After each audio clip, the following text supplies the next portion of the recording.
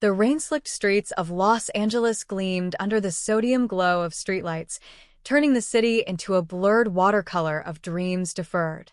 I wiped down the counter for the 10th time that night, the clock mocking me at 1:47 a.m. when the bell above the door jingled like a gunshot in the quiet diner. She stumbled in, soaked to the bone, her designer heels clicking unevenly, mascara streaking like war paint down cheeks that belonged on billboards, not begging for a booth in my rundown corner of Hollywood. I froze, rag in hand, because even through the exhaustion and the fluorescent hum, I knew her face, Riley Hayes, the girl whose indie flick had just premiered at Sundance, whispers of Oscar buzz trailing her like perfume. But there was no entourage, no flash of paparazzi, just a woman unraveling, clutching her phone like it was the last thread holding her together. Our eyes met across the empty room, and in that split second, the world narrowed to the storm in her gaze, pulling me under like the Pacific tide I'd always feared. "Table for one?" I asked, my voice steadier than my heart, which hammered as if I'd been caught in something forbidden. She nodded, collapsing into the vinyl seat, and as I poured her coffee, black, no sugar, just like the tabloids said, I felt the first crack in the armor I'd built around my heart, the one that swore love was for suckers, not waitresses scraping by on tips and shattered illusions. Peyton Ramirez had never been one for fairy tales. At 25, I'd learned early that life in LA was a grind of auditions you didn't get and shifts that bled into dawn. Born to immigrant parents in Echo Park, I'd grown up watching Mom sling tacos from a food truck while Dad fixed cars until his hands bled, their love a quiet fortress against the world's indifference. But mine? Mine had crumbled at 19 when my high school sweetheart, Maria, traded our stolen kisses for a scholarship to NYU and a life that didn't include the girl from the barrio. Since then, I'd armored up, flings that fizzled before breakfast, walls higher than the Hollywood sign. Love was a luxury for the scripted, not the serving. That night, though, as Riley Hayes sat there shivering in my booth, something shifted. She didn't order the way celebrities do, all demands and detachment. She just stared at the mug, steam curling like unanswered prayers. Rough night, I ventured, sliding a slice of apple pie her way on the house, because her eyes held a hurt I recognized too well. She looked up, those green eyes piercing through the diner haze, and laughed, a raw, broken sound that twisted my gut. "You could say that. Agent thinks I'm unmarketable because I won't fake a date with some action star. As if my life's a prop."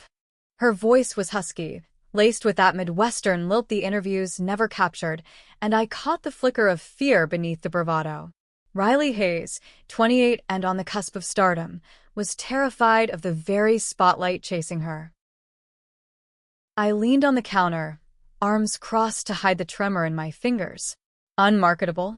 Lady, you're the one making headlines for that kiss scene in Echoes. Fake dates sound like the boring part." It was bold, flirtier than I'd meant, but the words slipped out, fueled by the witching hour and the way her lips curved in genuine surprise. She tilted her head, studying me like I was the script she'd been waiting for. "You saw it? Most people just see the poster." A pause, then softer. "I'm Riley, by the way. Not that you don't know." "Peyton," I said, extending a hand still damp from the sink. Her grip was warm, lingering a beat too long, sending a spark up my arm that I hadn't felt since Maria's goodbye. "And yeah, I saw it. You made breaking my heart look easy." We talked until the coffee went cold, the rain easing to a drizzle outside. She confessed the isolation of auditions, the way fame felt like a cage with golden bars, always performing, never real. I shared scraps of my world, the double shifts at Diner 24, the rooftop garden I tended with stolen herbs, dreaming of a food truck that served tamales with a side of revolution. Laughter came easy, bridging the chasm between our lives, and when she asked for my number, just in case I need more pie therapy, I scribbled it on a napkin, my heart whispering warnings I ignored. By closing time, the diner's neon sign buzzed its last, and I walked her to her Uber, the city humming with possibility. "Thanks, Peyton," she murmured, her breath warm against my cheek in a half-hug that lingered. "You made me believe in midnight miracles." As the car pulled away, I stood there, soaked in the scent of her perfume, jasmine and regret, wondering if I'd just served up my own undoing. Little did I know that napkin would become our map, leading us through a labyrinth of stolen moments and shattering truths. The text came at 2:17 a.m., jolting me from a restless sleep in my cramped studio above the diner. "Can't sleep. Pie was good, but your smile's better. Coffee tomorrow?" My thumb hovered, pulse racing like I'd chugged an espresso. This was Riley Hayes, the girl whose face lit up my breakroom TV, asking me out. I typed back before doubt could claw in. "Dawn patrol at Venice Beach? 6 a.m. sharp. Bring your A-game." Sunrise found us on the sand, waves crashing like applause for our tentative steps. She arrived in yoga pants and a faded band tee, Nirvana, ironic for a pop darling, hair in a messy bun that screamed vulnerability. No makeup, no pretense, just Riley, barefoot and beaming as she handed me a thermos of coffee laced with cinnamon. "Figured you'd like it spicy," she said, our fingers brushing in exchange. We walked the shore, toes digging into wet sand, the Pacific a vast blue witness to confessions neither of us planned. She spoke of her Iowa roots, the theater kid who fled small-town whispers of not like the other girls for LA's indifferent embrace. "Coming out was easy compared to this," she admitted, kicking at a shell. "Fame demands a straitjacket, literally. My team's scripting my perfect life, but it's all smoke." I nodded, the salt air stinging my eyes. "I get it. My family's old-school Catholic. Love's fine if it's quiet, invisible. Maria leaving? That was my cue to vanish, too." The words hung heavy, but Riley stopped, turning to face me, her hand finding mine with a gentleness that unraveled me. "You're not invisible, Peyton. Not to me." Her thumb traced my knuckles, and the world tilted, the crash of waves fading to the roar in my ears. We kissed there, salt-lipped and sunrise-kissed, her mouth soft and insistent, tasting of coffee and courage. It was electric, forbidden in its simplicity, awakening parts of me I'd buried under bus tubs and bad tips. But LA doesn't do simple. By noon, my phone buzzed with a Google alert. Riley Hayes spotted in late-night diner tryst? A blurry photo from last night, me leaning over her booth, captured by some night owl's lens. My stomach dropped. This wasn't just a kiss. It was a spark in a tinderbox. I texted her in panic. "Pap's got us." "What now?" Her reply was swift. "Screw them. Dinner tonight? My place. We'll write our own script." Riley's bungalow in the hills was a world away from my Echo Park walk-up, glass walls framing canyon views, script stacked like kindling on every surface. She greeted me at the door in a silk robe that slipped just enough to tease, pulling me into a kiss that erased the afternoon's dread. "Ignore the noise," she whispered, leading me to a candlelit table laden with takeout from Roscoe's, chicken and waffles, her guilty pleasure. "Tonight's ours." Over soul food and stories, we peeled back layers. She showed me her script for Shadows, the queer drama that could make or break her career, pages marked with doubts. They want me to tone down the heat, as if love like this isn't fire. I read aloud, my voice steadying her nerves, and when she leaned in, robe falling open, the air thickened with want. We tumbled to the rug, bodies entwining in a dance of rediscovery, her fingers tracing the curve of my hip, my lips mapping the freckles across her collarbone. It was messy, real, her gasps mingling with mine in the canyon quiet. Afterward, tangled in sheets that smelled of her, she traced patterns on my skin. "Stay," she murmured. "Just for now." But now stretched into weeks of stolen bliss. Mornings blurred into shifts where I'd steal glances at her latest interview, heart swelling at the subtext only I caught.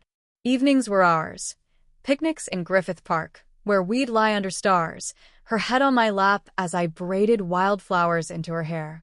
"You're my anchor, Peyton," she'd say, and I'd believe it, the walls around my heart crumbling brick by brick. Yet fame's shadow loomed. Her agent, Victor, a slick suit with a shark smile, called during one such idle, voice tinny through the speaker.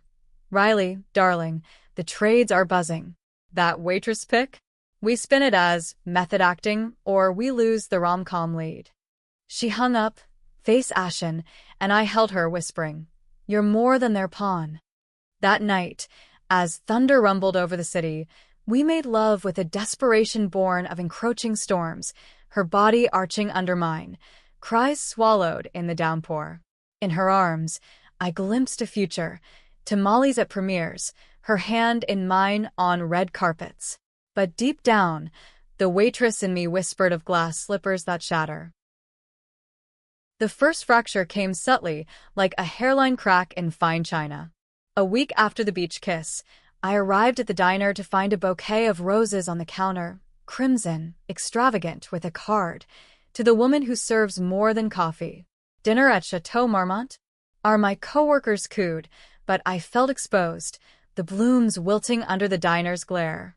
Still, I went, slipping into a borrowed dress that hugged my curves like an unfamiliar skin.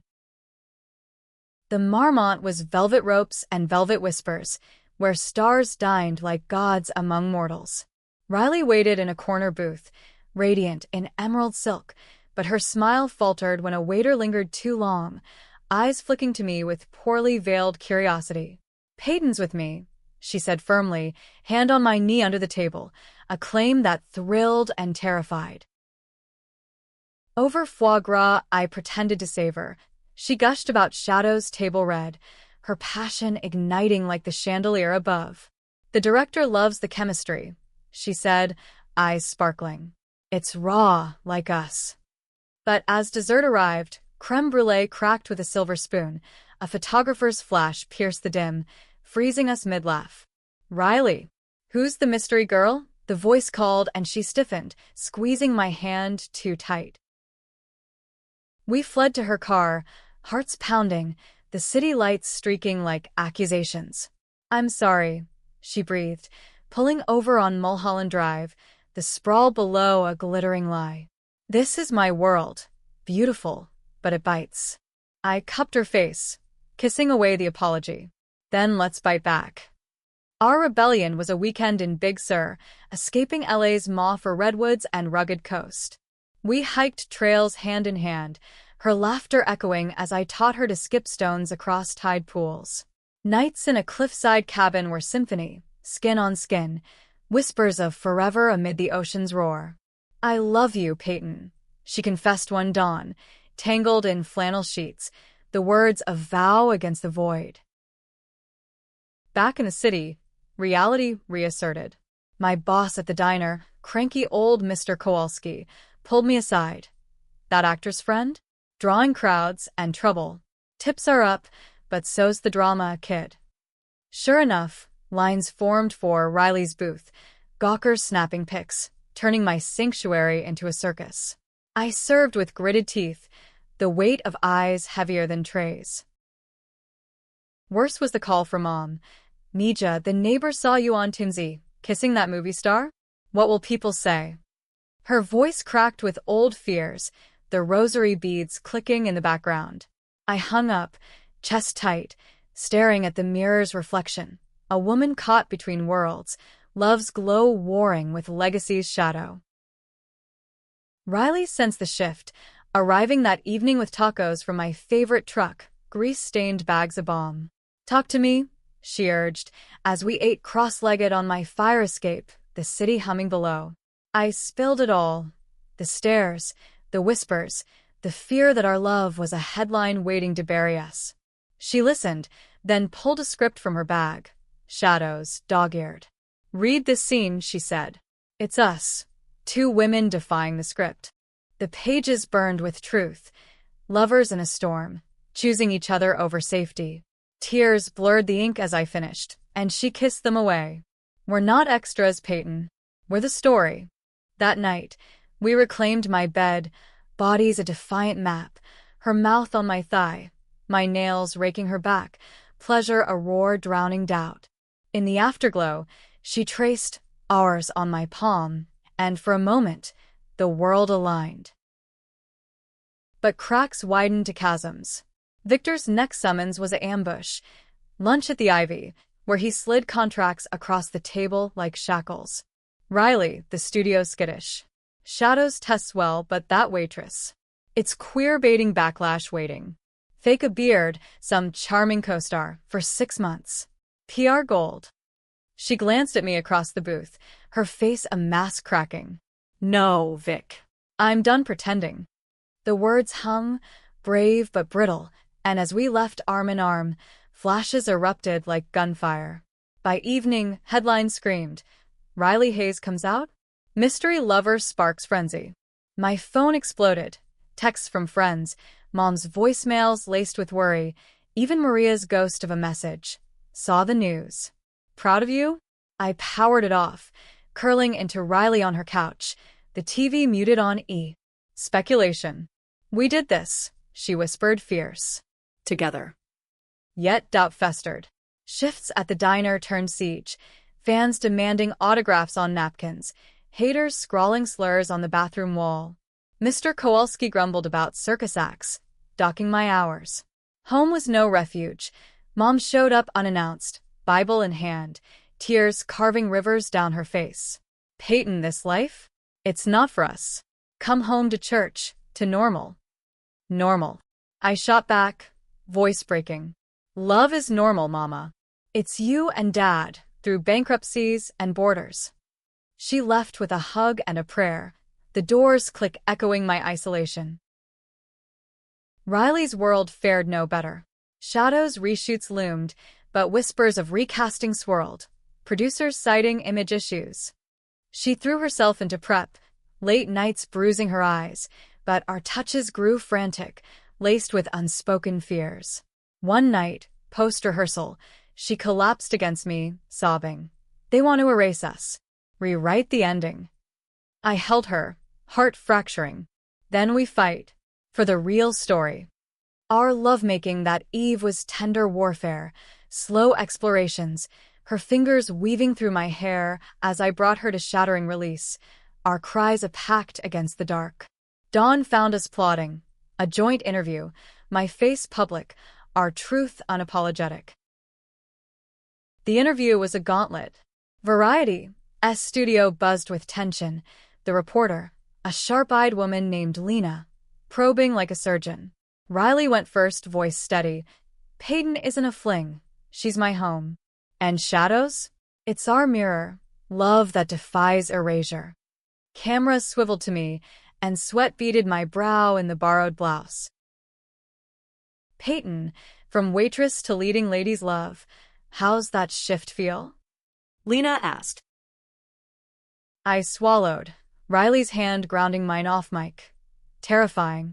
Beautiful. I've waited tables watching dreams walk by. But this? Loving Riley taught me dreams don't walk. They build, brick by messy brick. We're not a scandal. We're survivors. The piece dropped at midnight. Viral firestorm. Support flooded. Queer icons tweeting solidarity. Fans camping my diner's door with rainbow flags. But backlash bit. Trolls doxing my address. Victor quitting with a venomous email. Mom's silence a deeper wound. Riley's premiere for Echoes became our crucible. Red carpet glare, her in sapphire gown arm in arm with me, jeans and a blazer, unpolished but unbowed. Flashes blinded, questions assaulted.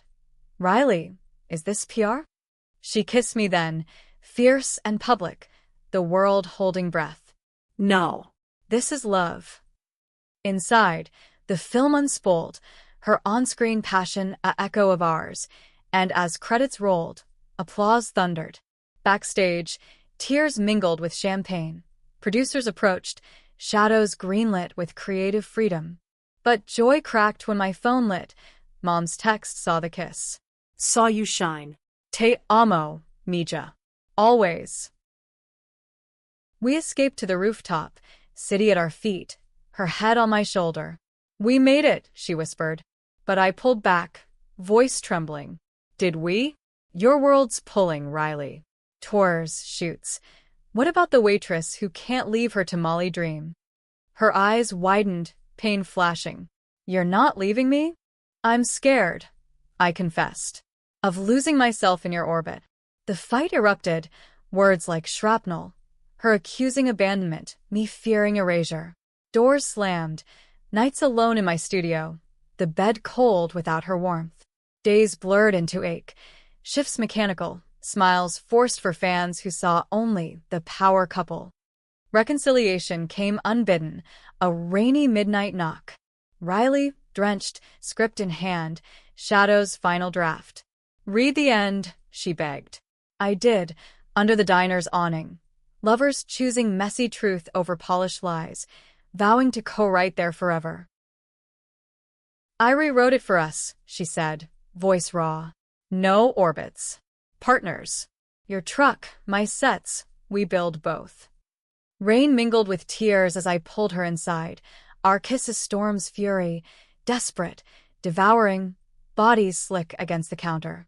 We claimed the empty diner, her on the booth, my mouth worshipping her until she shattered, whispering my name like salvation. Weeks mended into months. Mom visited the premiere after-party, tentative hugs thawing to toasts. The diner thrived, Peyton's Corner, born of tips turned seed money for that food truck, Ramirez Revolution, serving love in every bite. Riley wrapped Shadows, dedicating it to the woman who served me truth. One golden October eve, atop Runyon Canyon, she knelt, not with rings, but a napkin, my scribbled number faded but eternal. Marry me, Peyton? Not in fame's glare, but our quiet fire. Yes, I breathed, the city sprawling like promise below. Love, I'd learned, wasn't belief. It was doing raw and relentless, two women rewriting the stars. In the years that followed, our story wove into LA's tapestry, tamales at her awards, her voice in my truck's radio spots, a home in Silver Lake where laughter drowned out doubts. Mom danced at our commitment ceremony, Bibles swapped for maracas and Maria, a distant postcard, forgiven. Riley's stardom soared, but grounded in us, queer icons not by design, but defiance. And me? No longer just a waitress. I was Peyton Ramirez, co-author of a love that shattered illusions, proving the heart's script outshines any screen. In her arms, under endless sunsets, I believed, not in fairy tales, but in us. Fierce, flawed, forever.